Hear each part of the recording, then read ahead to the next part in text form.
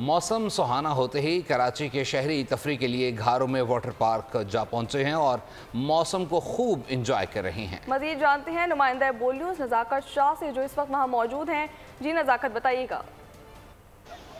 जी बिल्कुल, मौसम अबर आलूद, काली घटाएं आसमान में छाई हुई है और सुहाना मौसम है।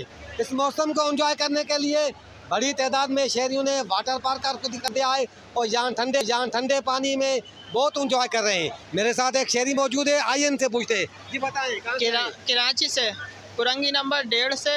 वहाँ तो बहुत गर्मी और लोड शेडिंग इतनी करीबी है तो कोई हद नहीं है उधर की। यहाँ थोड़ा सुकून मिल रहा है, वाटर पार्क आए, सुकून है, स्लाइडें कर रहे हैं, मज़ा आ रहा है। कराची में तो बहुत गर्मी, कुरंगी में सबसे ज़्यादा लेट शूटिंग जो है वही होती है सारी। बिल्कुल मौसम यहाँ का माशाल्लाह से बहुत अच्छा है, मज़ा आ रहा है। बस वीआईपी मज़ा आ गया, छुट्टी लेके काम की तो मज़ा आ गया। इधर छुट्टी इंजॉयमेंट पूरी हो रही है, वीआईपी मज़ा आ रहा है। दोस्तों के साथ आए हुए, फैमिली है, पूरा मज़ा कर रहे हैं वीआईपी साथ।